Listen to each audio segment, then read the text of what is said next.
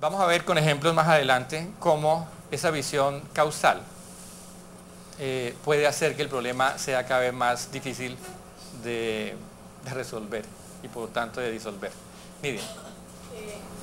Para construir un diseño idealizado de todos modos, en esta perspectiva de resolución de problemas, se contraía que punto a partir de la comprensión de la situación actual expone además una descripción de dicha situación, de la comprensión que uno hace de la situación. En esa comprensión no se incluyen las causas. Sí. Es una de las aristas de las cuales yo veo. Nada queda ahí. Ese es el punto. O sea, en la comprensión yo puedo hacerme muchas preguntas y una de ellas es la que tú dijiste. O sea, válidamente yo puedo decir qué causó esto. Causó en términos tecnológicos la caída del puente, pero también causó en términos sociológicos, etc. Y esas respuestas aparecen ahí. Pero la invitación es, para plantear el diseño realizado, no nos quedemos en las causas. Sobre todo no nos quedemos en una visión lineal de correspondencia uno a uno, sino en una visión más compleja, ¿sí? Sí. De la situación que puede tener múltiples componentes no necesariamente. De acuerdo, pues entonces entremos ya un poco más en detalle en cada una de estas partes. Sí, bueno. Tengo una pregunta. Se hace énfasis en que no hagamos una mirada exhaustiva sobre las causas, pero cuando observamos los obstáculos no estamos mirando las causas. De alguna manera un obstáculo es aquello que no permite llegar a la situación deseada. Entonces no es precisamente lo que está causando el no llegar. Sí, pero mi pregunta es, ¿por qué te mantienes en usar el lenguaje causal si no es necesario? Pero entonces nos diríamos simplemente a cambiar el nombre y no decir causa, cuando en realidad estamos diciendo qué es lo que está produciendo. Cuando tú cambias el nombre, si en el fondo lo que cambia es una forma de pensar, es mucho más que un cambio de la nomenclatura. Cuando nosotros decimos que el obstáculo es algo que impide pasar de una situación de hoy a una situación de mañana, en esto que estoy diciendo para nada estoy acudiendo a una visión lineal causal, para nada. Si tú lo entiendes como una causa, estás atrapada todavía en esa visión causal del mundo. Mi invitación es, déjala de lado por un ratito. No es necesario. El discurso en sí mismo sobra. Aquí tú no necesitas ni el discurso de la causa, ni la racionalidad asociada a lo que es una relación causal, para entender lo que es un obstáculo. Eleonora. O sea, que yo puedo entender que, bueno, lo estoy entendiendo más bien, esto es una forma de planear estratégicamente algo partiendo no de una resolución inmediata, sino de una comprensión de todo el contexto para llegar al futuro deseado. Sí, y fíjense que cuando yo planteo el problema como algo que no quiero y lo voy a resolver, casi que estoy actuando diciendo, esto no me gusta, quiero quitármelo de encima. En cambio, resolver. En cambio, cuando lo planteo en términos de disolver, la pregunta que guía lo que voy a hacer, no es el deseo de quitarme de encima aquello que me molesta, sino es el desear poner en marcha algo que me parece, estoy convencido, es la manera adecuada en que eso opere. Entonces el punto de partida es muy distinto. En uno quiero quitarme encima algo que me molesta, en el otro quiero hacer realidad algo que yo quiero. Eduardo trae a colación esta frase de Bernard Shaw, el dramaturgo irlandés, que dice, yo observo las cosas que son y me pregunto ¿por qué? Mucha gente, perdón, observa. Yo sueño con las cosas que nunca han sido, me pregunto por qué no. Esa es la diferencia aquí. Muchas personas observan las cosas como son y se preguntan por qué. Yo sueño con las que no han sido y me pregunto por qué no. Esa es la diferencia, digamos, emocional entre resolver, yo me pregunto por qué está pasando eso, hagamos algo, a esta, disolver. Yo me pregunto, ¿cómo es lo que debería ser y por qué no puede ocurrir? Laura. Pero es que yo creo que estoy de acuerdo con todo esto y es muy interesante el planteamiento, pero que es importante reconocer que a uno no le gusta el obstáculo, o sea, que hay que quitar el obstáculo. Y entonces, sin que eso sea el énfasis, digamos, negativo del problema, porque estoy de acuerdo y entiendo la idea de disolver, sí me parece importante, no sé, como uno aceptar que es que el obstáculo es un obstáculo, es una piedra en el zapato que Sí. no se quiere quitar.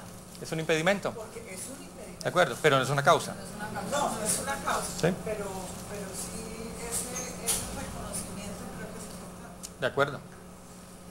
Pero es diferente el que yo considere como problemático el problema de entrada, como lo que no quiero, a haber encontrado obstáculos. Porque es que los obstáculos no surgen directamente del problema. Los obstáculos no están directamente asociados con el problema. Los obstáculos están asociados con la comparación entre el problema y algo que yo diseño. Marta. Lo que yo entiendo es que un problema en sí mismo no existe. Un problema es como el resultado de una serie de situaciones que se están presentando. Ni siquiera, porque fíjate que la definición que acordamos acá es que un problema es algo que un grupo o una persona formula. Luego el problema en sí mismo, aparte de la persona, no tiene existencia per se, no tiene un valor ontológico. El problema no es algo. El problema surge a partir de una persona que lo formula o un grupo de personas. Y lo plantea, como dijimos ahí, una brecha. Doctor, y entonces cuando yo lo disuelvo, yo lo veo como una situación que voy a desarrollar en un largo plazo. Pues el plazo depende de ustedes.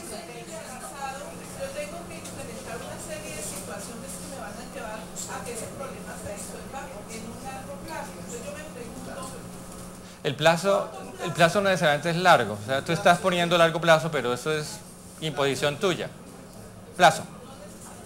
Pues que, entre otras, lo de largo o corto también depende de la perspectiva de cada quien. porque es que cuando yo hablo de lo ideal, recoge aspectos que no están presentes en este momento. De acuerdo. Es lo ideal. De acuerdo. Lo estoy buscando en un futuro, ¿cierto? Sí. Entonces yo me pregunto ahora, bueno, y en el problema, cuando yo tengo una situación a estudiar, es porque yo necesito en un corto plazo también actuar. Sí, pero eso es tu necesidad, ¿no? ¿Cómo actúo en un corto plazo? El- Si entro a disolver, Fíjate que lo de corto y largo plazo es algo que tú misma te estás imponiendo. Cuando haces esto, defines el diseño de alisado. Este diseño de alisado está a una fecha. Y esa fecha la decide pues quienes están haciendo todo el proceso. Si quienes lo están haciendo consideran que eso es largo, medio o corto, eso es problema de ellos. Está en la percepción de ellos. Entonces lo del juicio de corto, largo, medio, pues es parte del ejercicio mismo. Ahora, estas acciones probablemente sean acciones, algunas que se pueden ejecutar muy rápidamente. Estas acciones que están acá. Porque es probable que ustedes puedan eliminar obstáculos en cierta secuencia, algunos más rápidamente que otros. Probable que un obstáculo tecnológico sea mucho más fácil de resolver que uno cultural. Entonces el tecnológico implica hacer una inversión en esta universidad de laboratorios para mejorar la calidad de la investigación. Podemos hacerlo en un par de años. Pero si para mejorar la calidad de la investigación que sea pertinente regionalmente implica que los investigadores se planteen legítima y apasionadamente problemas que no son de su disciplina, puede que nos tome más tiempo. Porque ese segundo es cultural. Felipe.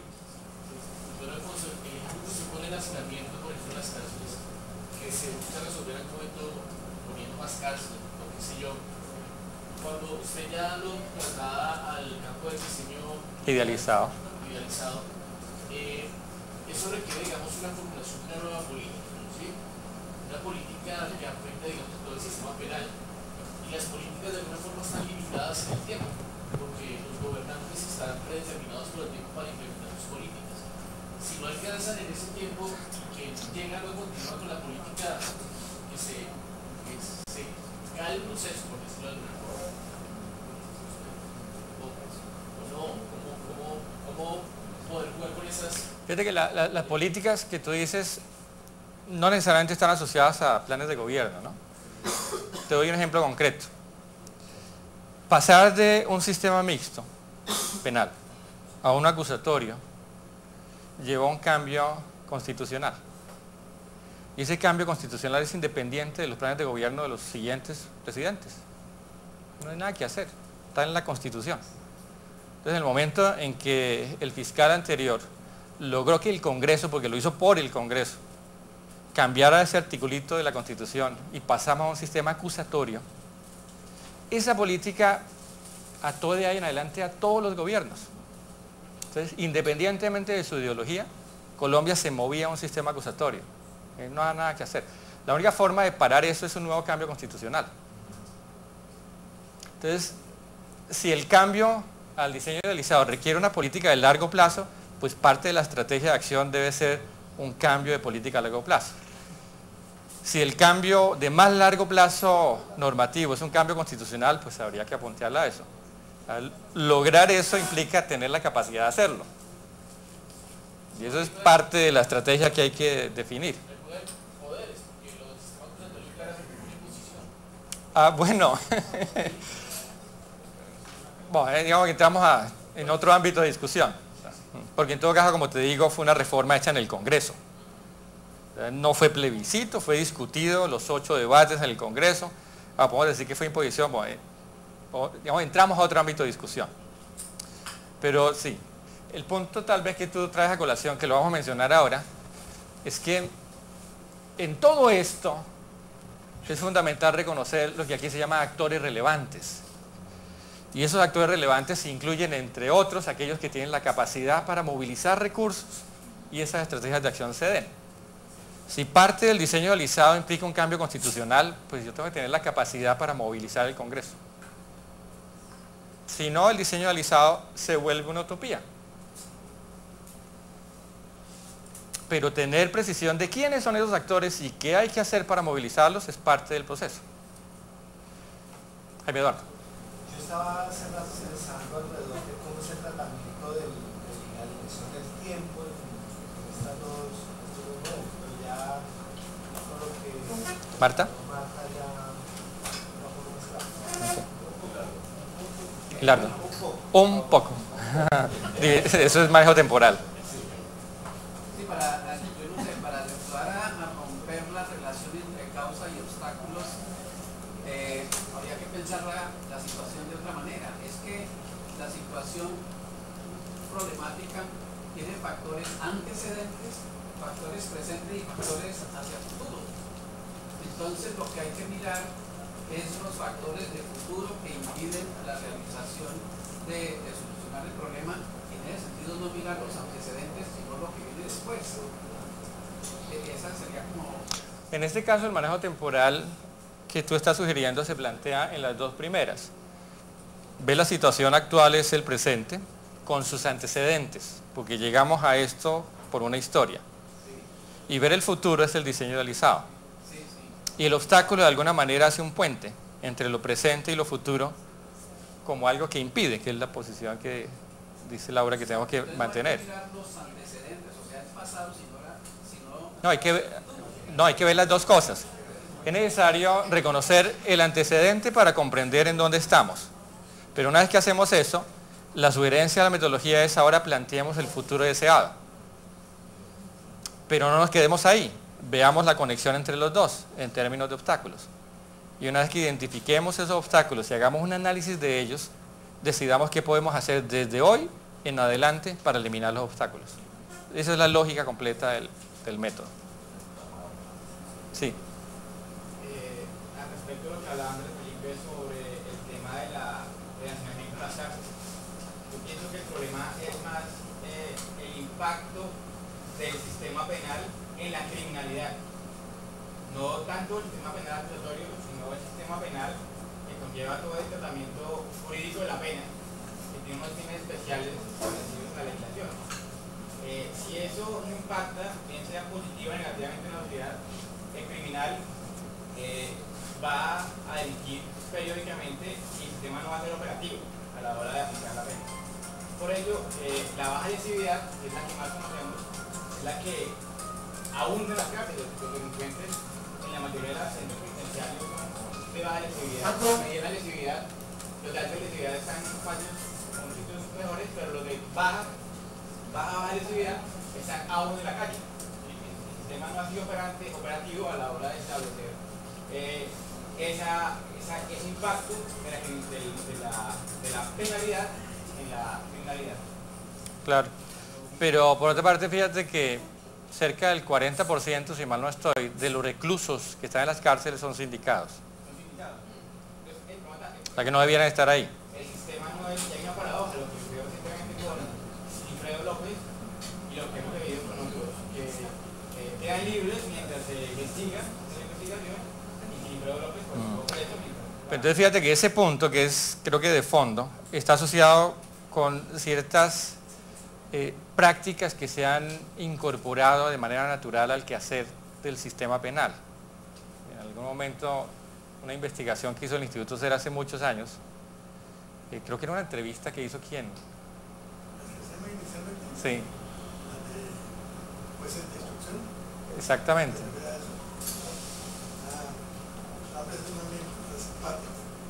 Es que en el Instituto SER empezamos a trabajar ingenieros con abogados. Lo primero que nos interesaba la justicia penal, lo primero que nos enseñaron los abogados es todo el mundo es inocente mientras no se les pruebe lo contrario. Y a nosotros nos pareció muy excelente, desde el punto de vista que para nosotros los ingenieros lo entendemos muy bien, simpatizamos con él. Pero nos fuimos a hacer entrevistas a los jueces de instrucción que eran los fiscales del tiempo. Con mucha frecuencia los jueces de instrucción nos decían: un carcelazo no se le niega a nadie. Eso es muy importante porque en la operación esas prácticas son absolutamente naturales y no hay reflexión sobre ello. Lo mismo la pregunta de por qué la pena más directa que se le ocurre a un juez es la cárcel. O sea, eso cuestiona mismo la existencia de la cárcel en sí mismo. Luego, pasar de la situación actual a un diseño alisado requiere preguntarse por los supuestos que llevan a que hoy en día lo que observamos pase de esa forma. Observar críticamente lo que está ocurriendo. O sea, ¿por qué lo que ocurre de esa manera ocurre así y ha seguido ocurriendo? ¿Por qué aquí los jueces a nadie le niegan un carcelazo? ¿Por qué lo primero que se les ocurre cuando alguien está siendo investigado es mandando a la cárcel? Incluso si es indicado. Que en estricto sentido la Constitución lo prohíbe, ¿no? Hay presunción de inocencia. Y si se presume inocente, ¿por qué está en la cárcel? La cárcel. Y si eso se suma en términos del número de personas, el 40% del total son sindicados. Luego, si yo saco el 40% de la cárcel, porque no deberían estar en la cárcel, pues ¿cuál problema de hacinamiento hay? Ninguno. Eso es una idea, fuerza, la llamamos nosotros, para hacer un diseño idealizado. ¿Cuál idea, fuerza podemos encontrar que nos lleve a hacer un diseño idealizado? Es parte importante de esta metodología. Y vamos a ver en un momento formas de identificar esas ideas, fuerzas, o lo que aquí se llama un problema relevante. El hacinamiento tiene como problema relevante qué hacer con los sindicados. Si logramos definir algo para que los sindicados no pierdan su libertad, pero le aseguramos al juez de que no se escapan cuando sean llamados a un juicio o parte de la investigación, pues los sindicados ya no están en las cárceles. ¿Cómo diseñar un sistema que funcione así? Por eso en su momento propusimos el uso de los brazaletes electrónicos, porque es una manera en donde tecnológicamente es posible que un sindicado pueda estar en la vida cotidiana, no estar en la cárcel y no se escapa. Por supuesto, esos brazaletes no se le pone a cualquier persona, no se le pone a una persona que ha sido 5 veces reincidente por violación de menores.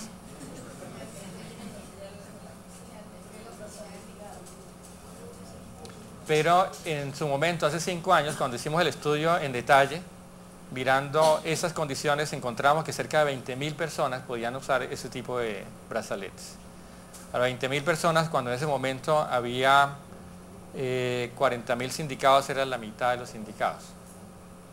Y eso implicaba que, o la consecuencia de eso era que no era necesario construir más cárceles nuevas.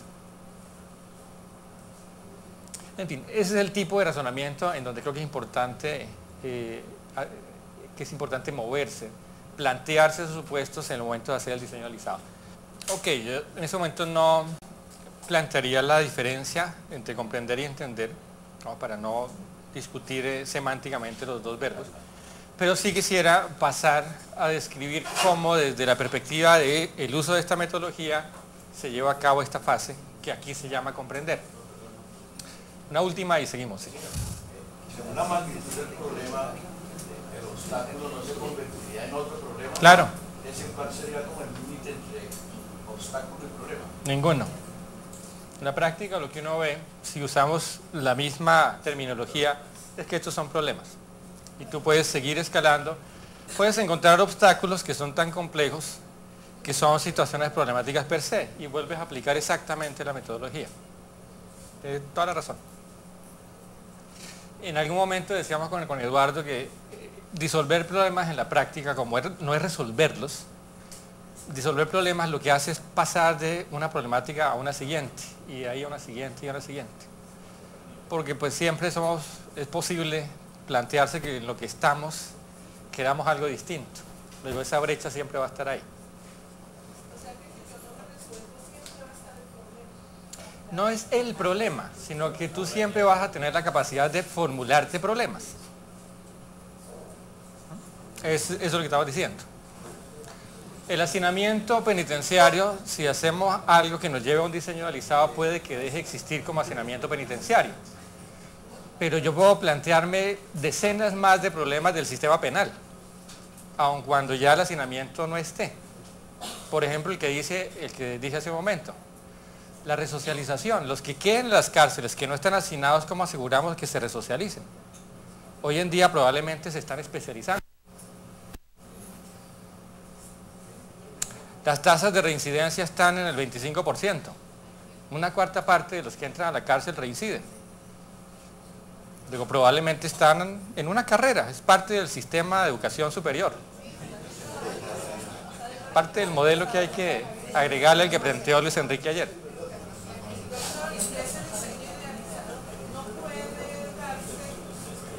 No proporcionará que en algún momento ese problema que estamos trabajando y que disolvimos se vuelva a presentar. Pues no sé, pero digamos que si lo que hicimos, mira, si lo que hicimos fue plantear como diseño realizado el que la capacidad en un momento dado de las cárceles sea superior al número de reclusos existentes, y logramos eso al modificar el sistema penitenciario como opera, el sistema penal como opera, pues el hacinamiento no existe. Si tú dices, en algún momento la criminalidad subió tanto que llegó, pues sí, apareció otra vez. Luego te planteas nuevamente el problema en ese momento. No te angusties con esto. Comprender la situación actual. ¿Qué queremos decir por comprender? César sugería, hablamos de entender. Comprender en esta metodología implica, primero, identificar lo que llamamos actores relevantes. Decía hace un momento que las situaciones problemáticas que nos interesan están en un contexto organizacional. Y son, en última instancia, el resultado de relaciones que hay entre roles. Por ejemplo, en el caso del hacinamiento penitenciario, ¿cuáles roles participan en esa problemática? Bueno, los reclusos, por supuesto, pero también los jueces. Las víctimas, bueno, no estoy tan seguro de las víctimas. Las leyes no son actores. No, la ley no es un actor. No, un actor aquí está definido como una persona o un grupo de personas. Y esto es muy importante porque el siguiente paso que está ahí, una vez que identifiquemos actores, es hablar con ellos. Porque la idea de identificar actores es comprender el punto de vista de ese actor. Entonces la ley no es un actor. Ahora, quien promulga la ley sí. Entonces el Congreso, los congresistas, hay que escucharlos. A uno los escucha a partir de la ley que promulgaron. Pero los actores, como se definen aquí, son o personas, o grupos de personas, o entidades, o grupos de entidades. La sociedad tampoco, porque la sociedad es algo muy vago, muy etéreo, muy heterogéneo. Claro, el IMPEC, por ejemplo, específicamente la guardia del IMPEC. Ahora, una vez que identificamos actores, como decía, en últimas vamos a elaborar un texto enriquecido. Ese texto describe la situación actual y es enriquecido por herramientas que aquí llamamos de observación y herramientas de descripción. Estas herramientas de observación lo que buscan es observar y describir esa situación desde la perspectiva de estos actores. Entonces la comprensión de la que estamos hablando no es únicamente la comprensión de quien estudia el problema. Si yo quiero estudiar el problema del hacinamiento penitenciario, pues yo tengo una perspectiva. Aquella que viene de mi formación, de la lectura que yo haga y conversaciones que sostenga. Pero esa no es comprensiva en el sentido de que no incorpora a los actores que viven día a día esa situación. Esa perspectiva de lo que ocurre en el diario que reproduce esa situación es importante acá. Por eso identificamos los actores. Es necesario identificar por qué para los reclusos el hacinamiento es un problema. ¿Y cuál es el problema para ellos? ¿Cuál es esa brecha? ¿Cuál es el problema del hacinamiento desde la perspectiva de la guardia? ¿Cuál es desde la perspectiva de los legisladores? ¿Cuál es desde la perspectiva del ministro de Justicia? ¿Cuál es desde la perspectiva de los familiares de quienes están recluidos? Y esas diferentes perspectivas iluminan la comprensión del problema como un todo. Es incluso probable que para algunos de estos actores eso que estamos llamando problema no lo sea. Por ejemplo, hay guardias en donde el hacinamiento es una oportunidad de negocio. Entonces ustedes van y le preguntan a un guardia, mire, ¿qué hacemos con el problema de hacinamiento? No me lo toque. Así cuadro mi salario. Y existen cárceles en donde eso es prácticamente un hecho. Hay pabellones que están restringidos, en donde si quiere llegar a ese pabellón usted tiene que pagar. Yo recuerdo que alguna vez con Eduardo, ¿te acuerdas del problema de los vendedores ambulantes, de los vendedores?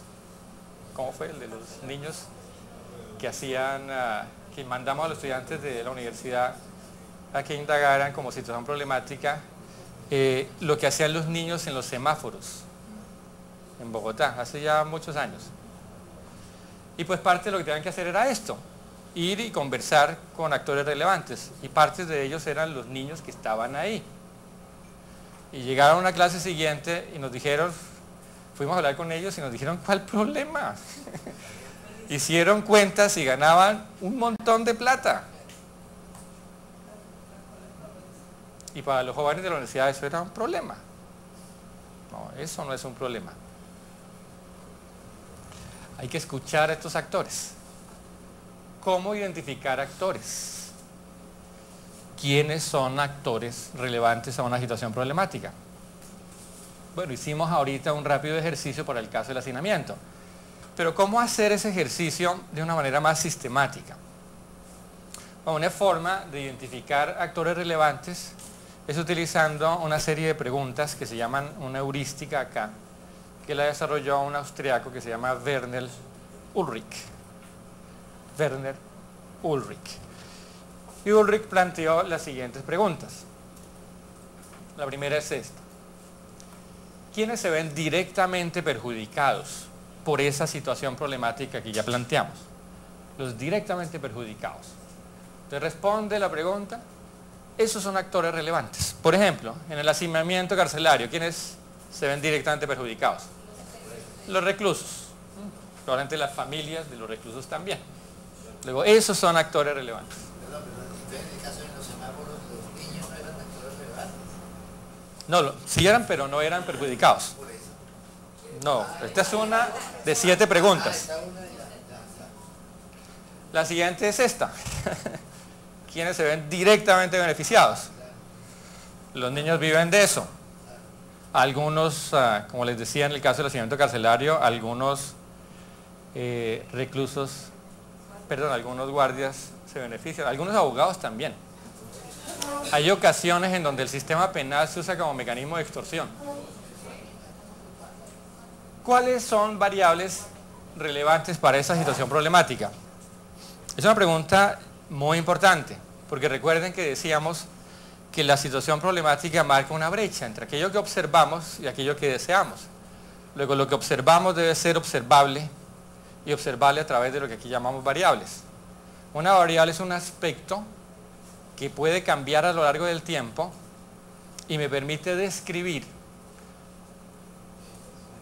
la evolución o el cambio más que evolución de la situación problemática.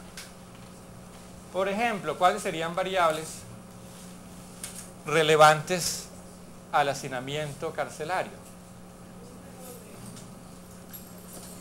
Número de reclusos, el número de cárceles. De hecho, la relación entre reclusos y capacidad, pues aquí la capacidad de las cárceles. Presupuesto, ¿cierto? Presupuesto de inversión en una cárcel o en el sistema penitenciario. Número, bueno, más que el número de jueces, el número de sentencias, ¿no? O de decisiones judiciales. Más que el número de jueces. O sea, cuántas decisiones judiciales llevan a que la gente lleve a la cárcel, como sindicado, como condenado. Entonces fíjense que todas estas son variables que yo puedo graficar como series de tiempo, que puedo combinar para construir índices o indicadores, pero todas ellas me permiten describir cómo cambia el problema a lo largo del tiempo. Yo puedo mostrar cifras de cómo el hacinamiento per se, como una diferencia entre capacidad y número de reclusos en el país, ha cambiado a lo largo del tiempo. Y puedo mostrarles, las gráficas las tenemos como a partir de cierto momento que la gráfica no estaba muy separada, estando incluso en algún momento la capacidad por encima de los reclusos, a partir de cierto momento se abrieron. Y la capacidad de carcelaria se mantuvo casi igual, mientras que el número de reclusos empezó a crecer. Y esa diferencia entre las dos gráficas marca el hacinamiento. Y eso siguió creciendo. Si uno mira y correlaciona esa variable con el presupuesto de inversión en el sistema penitenciario, uno ve que en ese momento el presupuesto de inversión prácticamente fue cero y el de operación creció pues, de manera inercial. Todas estas variables permiten ilustrar qué está pasando a lo largo del tiempo. Ahora, en términos de actores relevantes, una vez que yo identifico las variables, la pregunta pertinente es ¿qué actor tiene la capacidad de modificar esa variable a lo largo del tiempo? ¿Qué actor tiene la capacidad de modificar el número de reclusos en una cárcel? No, estamos identificando actores. ¿Qué actores tienen la capacidad de modificar el número de reclusos en las cárceles? Los jueces de ejecución de penas. Eduardo. Cuando nosotros empezamos a trabajar en el instituto, leíamos sobre criminología y a mí me impresionó una definición de crimen. Está un libro de criminología y decía en las sociedades comunistas la empresa, la libre empresa es un crimen. En las sociedades capitalistas el crimen es una empresa. Para que vean la diferente manera de mirar y buscar quiénes son los actores en eso. Como que le toca una serie de esfuerzos de eso. Lo que dice Churchill, de mirar el mundo por los ojos de los demás. Es parte del ejercicio, es tratar de imaginar el mundo como lo ven los demás. Laura. Doctor, yo no sé si esto es desviarme del tema, pero, o sea, con el ejemplo del hacinamiento carcelario, ¿sí? De alguna manera yo pienso que lo que es un problema ahí o una situación problemática es la calidad de vida y las posibilidades de rehabilitación de las personas que están hacinadas, ¿sí? Y cuando yo lo pienso de esa manera, entonces la respuesta de reformar el sistema penitenciario, aunque entiendo que reformar el sistema penitenciario resuelva o disuelva sistema el penal, penal, no el penitenciario. Perdón, el penal. Eso disuelve el problema, pero aquí y ahora la situación de calidad de vida de esta gente que está hacinada, digamos que es una situación desesperada, eso no me resuelve o no me disuelve. ¿Calidad de vida? Situación. Yo creo que sí. Sí, hoy. Sí. O sea, porque ¿cuánto va a tomar cambiar el sistema penal? Digamos, 10 años, y en esos 10 años el sufrimiento de la gente que está hacinada, ¿yo cómo hago para remover eso, para eliminar? Porque fíjate que si, por ejemplo, una de las decisiones es abolir la detención preventiva, ya de entrada todos los sindicados quedan por fuera de las cárceles, el 40% queda por fuera. Y eso es una norma. Pero ¿cuánto me voy a tardar en que eso pase? Lo que te acabo de decir, o sea, como es una norma, del momento en que se profiera la norma, el efecto es inmediato. Al día siguiente todos salen de la cárcel. Ahora, ¿qué tanto nos lleva a hacer ese cambio? Es la pregunta. O sea, si el país está preparado para aceptar culturalmente que una persona que está siendo sindicada de un delito no esté en la cárcel, pues yo creo que es difícil. De hecho, ha sido difícil aceptar lo que en Estados Unidos, de hecho en los países anglosajones del sistema acusatorio, es la esencia del sistema acusatorio, que es el bargaining, que es la negociación. Y aquí eso es casi que inaceptable, pero eso venía de la mano del cambio. Cuando dijimos, pasamos del mixto al acusatorio, pues traemos la esencia del sistema acusatorio. Y la esencia es, yo negocio. Pero aquí esa idea no se preparó a la gente en general. Se vendió el cambio del sistema acusatorio como una forma de ser más eficiente, pero no una concepción completa de lo que es atacar el delito. Pero si eso se lograra hacer y las decisiones de los jueces de detención preventiva se aboliesen, pues salen casi la mitad de los sindicados de las cárceles. Si eso ocurre, el hacinamiento desaparece, por lo tanto la calidad de vida en principio mejora. Diego. En ese caso, ¿no sería posible que las variables relevantes, por lo menos en Colombia, en este tema de las cárceles, fueran los medios de comunicación? Pero depende de la variable, fíjate. Los medios de comunicación pueden hablar del número de reclusos, pero no pueden hacer nada para que disminuya el número de reclusos en las cárceles. Los medios de comunicación pueden hablar de que hay pocas cárceles, pero no pueden hacer nada para que se construyan más cárceles. Pero sí siento que ellos hacen la presión mediática tan fuerte para que esas decisiones se desvíen de acuerdo al sujeto determinado. No, es cierto, o sea, presión hay, pero la pregunta aquí es ¿quiénes tienen la capacidad para modificar directamente estas variables? Los medios de comunicación no tienen la capacidad para modificarla directamente, sí tienen la capacidad para presionar, pero en últimas quien decide es un juez. O sea, no estoy diciendo que los medios no hay que considerarlos, sí hay que considerarlos, pero no son actores en este sentido.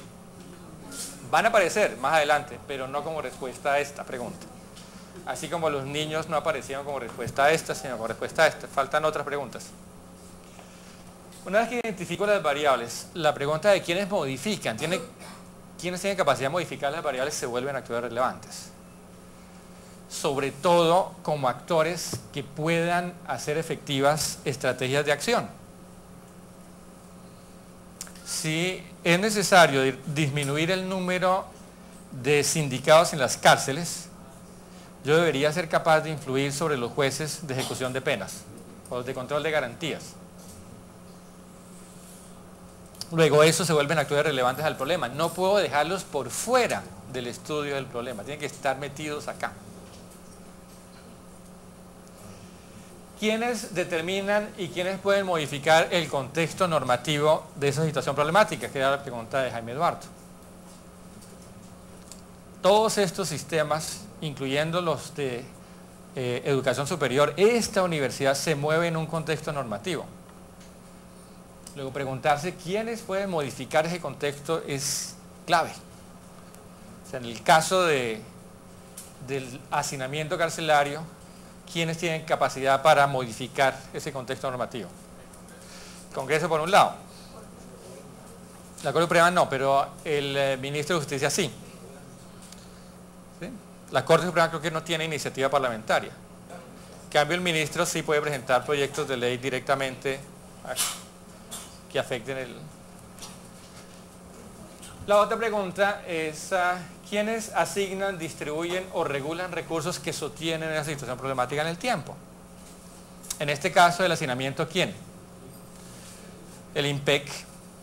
Luego el director del INPEC es clave acá, el ministro de Justicia también es clave acá.